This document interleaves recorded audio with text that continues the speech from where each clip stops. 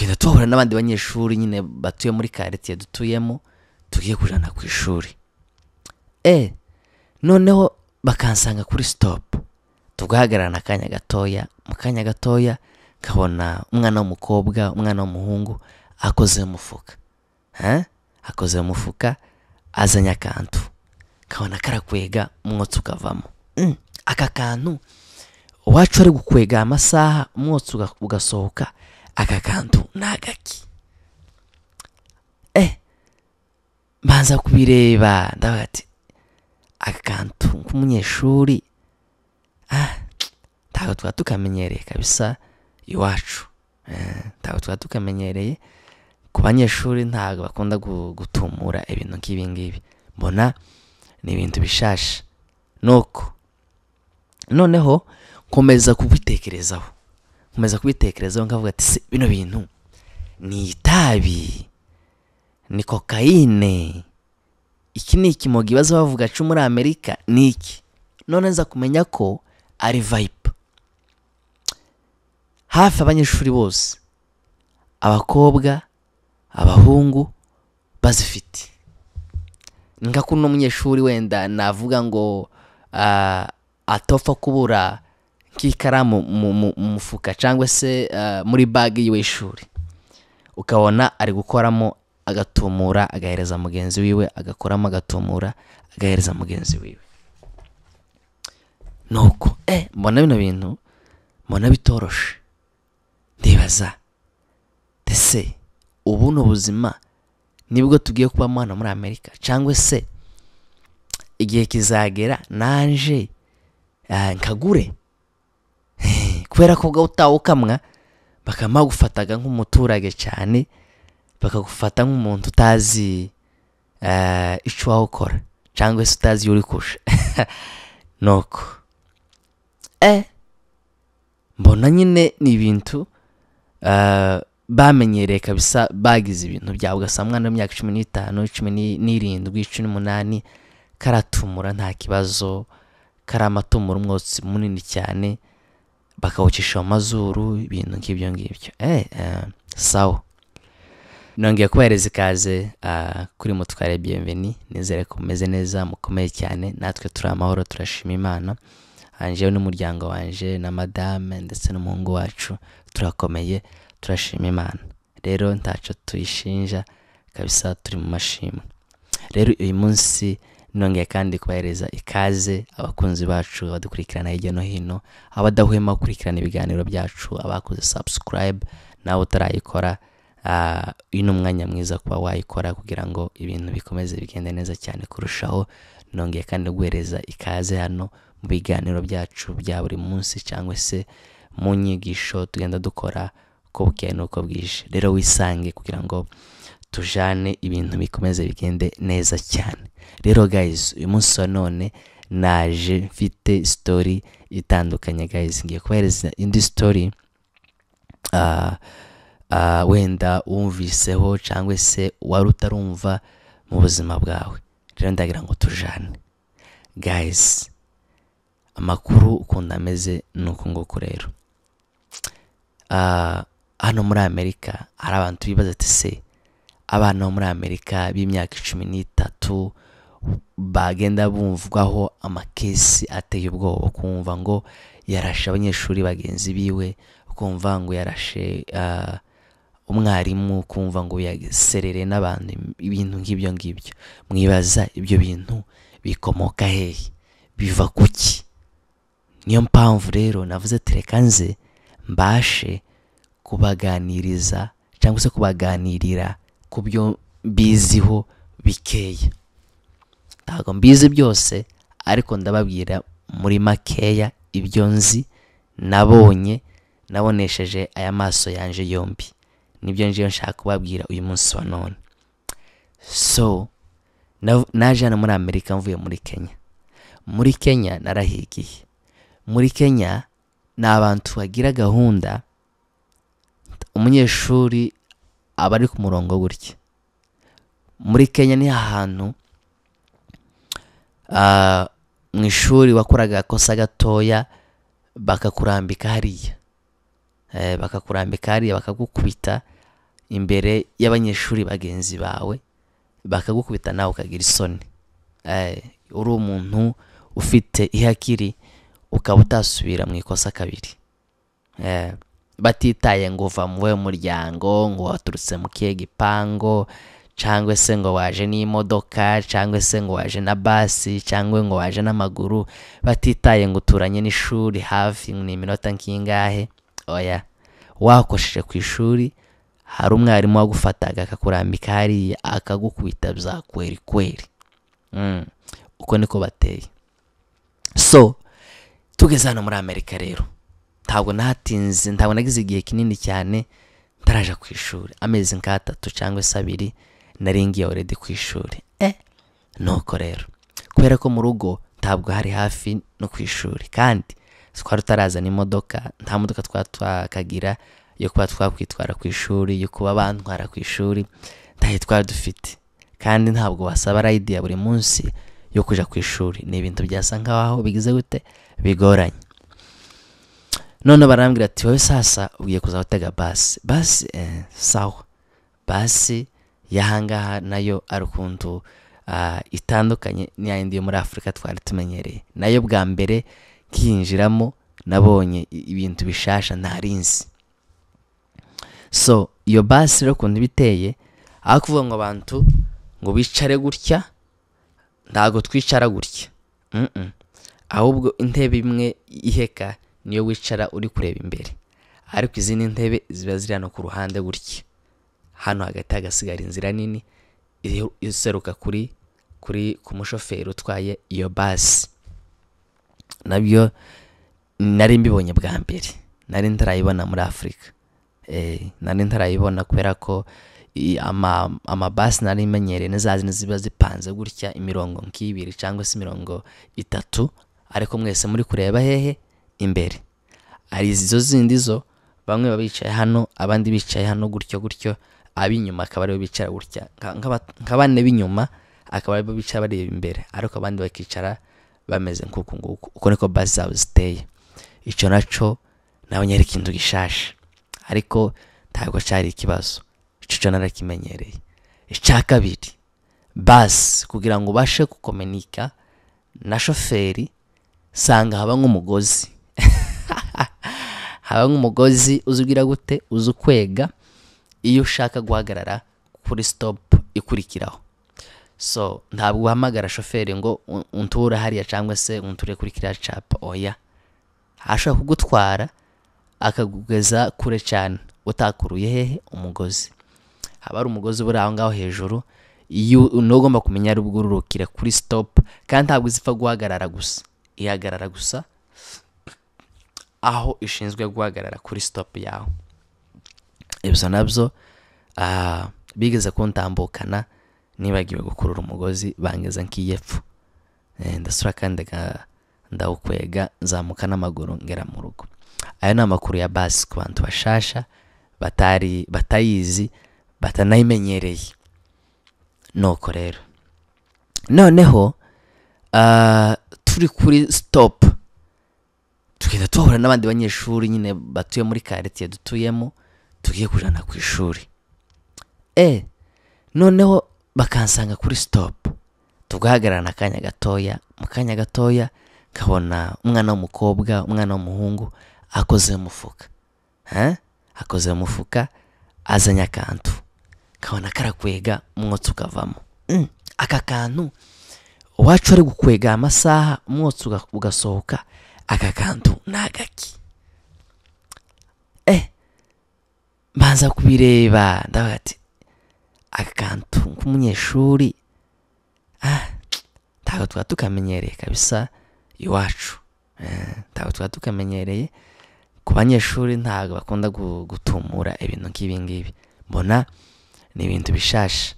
Nuko noneho nkomeza kubitekerezaho nkavuga ati bino bintu ni itabi, ni kokayine, iki ni ikimogi baza bavuga cyo muri Amerika ni iki.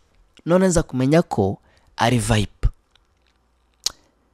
Hafi abanyeshuri bose, abakobwa, abahungu bazifite.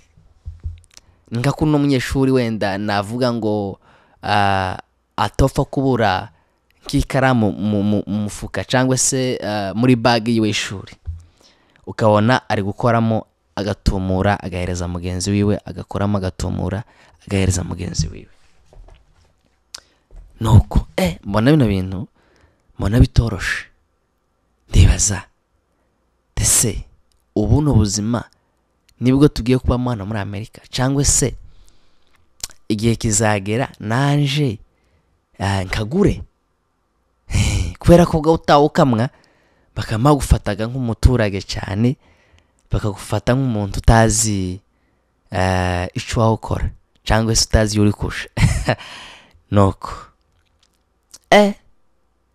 mbona nyine ni ibintu bamenyereye kabisa, bagize ibintu byabo, ugasa mwana w'imyaka 15, 17, 18 karatumura nta kibazo, karamatumura umwotsi munini cyane, bakawucisha mu mazuru, ibintu nk'ibyo ngibyo. Sawa. Nuko noneho ngira mukuru wanje dukunda kuburaga cyane, nawe umunsi umwe turicara nyine turabiganira, ndaga ati tare abanyeshuri rero je barantangaje, tibagira utuntu baza bakwega nkabona turi kuva nk'imyotsi n'iki ngo ni vibe. Tinawe ga yabibonye ku kazi, ku kazi aho yakoraga mwazabona abino nyine nabo baba bikoresha. Tisawa, ndumva none hari ibisanzwe. Nuko none akaza ntera buraga akambwa ati se ntabwo uzubasaba cyangwa se ntabwo azaguhereza ngo ube nk'ukwegaho. Wapi jewe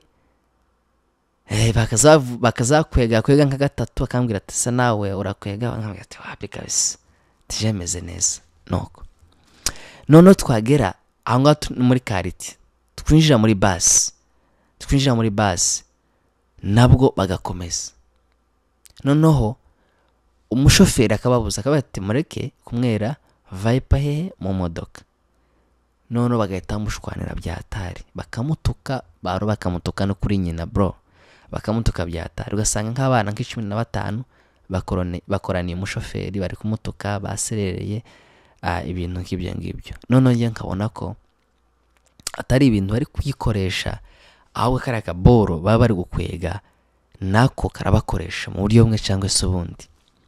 Nuko none twagira downtown, kuko basi yaradutwaraga idukuye muri quartier ikatukeza downtown, tugahindura basi tugafata indi basi ya kabiri kugira ngo tubashe kugera hehe ku ishuri. None handi guhindurira basi ni nk'aho kuri stage habari abanyeshuri benshi n'abandi bantu benshi bagiye batandukana nyine bari gutega amabasi. None ugasanga giho bari kuri mwera azarani, tibamwe gusa ya Vibe, ugasanga bari gukoresha n'ikimogi n'andi matabe agiye atandukana ndomenya amazina. Abo ni abanyeshuri babaje hehe ku ishuri.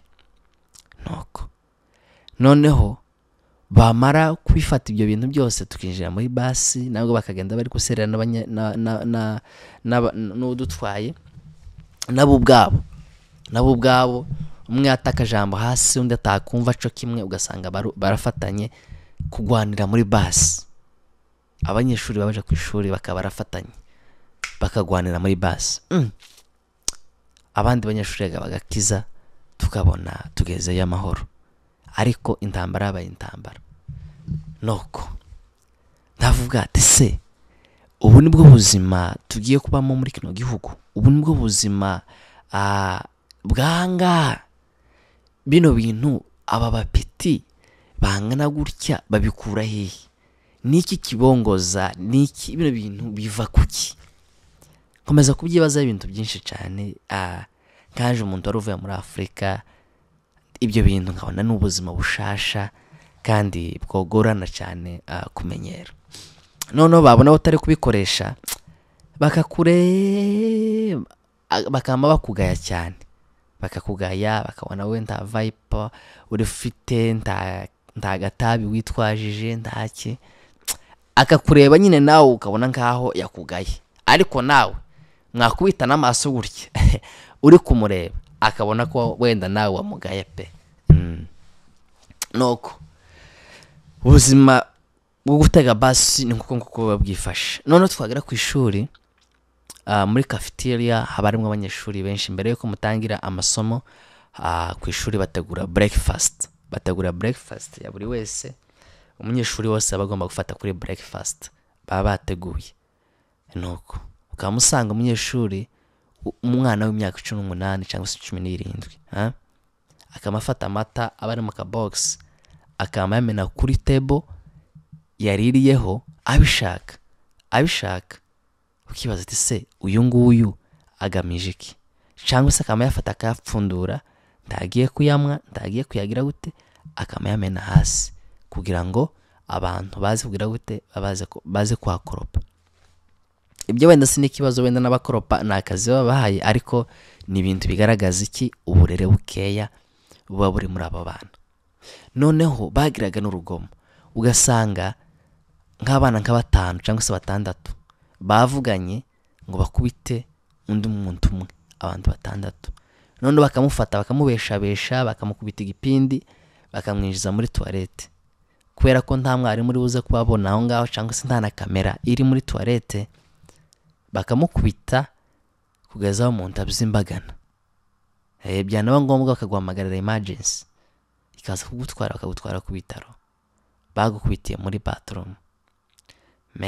Ubwo n'ubuzima abana bagenda banyuramo hano muri Amerika, ababyeyi batazi, bakuru batazi, n'abandi bose batazi. So mu ishuri, akanyaruke gatoya, mu ishuri niho umwana afunze yinjira akabwira mwarimu, uyu munsi ntaco ufite cyo kumbwira, ikibazo cyawe giceceke, cyangwa se nta note mfata, ibintu byawe ubyihorera. Agahita afata itabi cyangwa se vibe akayimwera muri class irimo umwarimu, kandi umwarimu nawe ntaco aba afite kubikora, kubera ko ni ibintu biba byararenze ubwenge bwabo. Akibaza ati se uyu nguyu mukubite, ntabwo ndiyo mukubite, kandi ntafite uburenganzira bwo kumwirukana umwarimu. Naba agomba kuja kumurega kuri principal cyangwa se kuri office. Nuko noneho ahangaha niho wumva ngo abana ngo bananiranye, cyangwa se umwana yafashe indi mico itariyo, naho ngaho bihera. Cyangwa se umwana utangira gukoresha ikimogi, cyangwa se akoresha n'ibindi biyobyabwenge, bihera muri turiya tuntu bita ngo iki? Bita ngo ni vibe. Agatangira kuvayipinga, bwaca akamwa ikimogi, bwaca akaja mu bindi biyobyabwenge, bya bindi byo kwitera mu maraso, ariko ari aho ngaho byaturutse. So ubwo buzima rero bwarangoye cyane nk'umuntu wari uvuye hehe muri Afrika, kuri biriya biboko, kuri ziriya nkoni zaya muri Afrika, bakubita umunyeshuri ukagira ngo wenda ntabwo umwarimu agukunze, cyangwa se nta nubwo akwifuriza ibyiza. Ndabireba hano mbona kabisa ibintu biratandukanye. Tangira kwibaza ese bino bintu bizagenda gute? Bino bintu nzabana nabyo gute? So reka ndangirije aho ngaho. Nimba kino kiganiro cyagufashije, muri comment section ndaza kubasubiza kandi dukomeze tuganire. Rero kino kiganiro nangangiye kugitangirira, ariko ni kirekire cyane. Nzagaruka kenshi tubiganireho kugezaho mbabwira ukuntu umunyeshuri atwita akaba yabyarira no ku ishuri. Twagiye rero. So ndashimira abantu bose bakurikiranye kino kiganiro. Nawe utarakora subscribe kuri Mutware Bienvenue, genda ukore subscribe kandi usharinge kuri mugenzi wawe kugira ngo dukomeze twunganirane. Nibyo byiza cyane, kandi mbabwira ko ushaka amafoto meza ndahandi wayakura, wagana Ntwari Images kugira ngo ubone amafoto meza y'ikirori cyawe icyacu cyose. Rero ndabashimiye cyane mwe mwadukurikiranye. Thank you so much.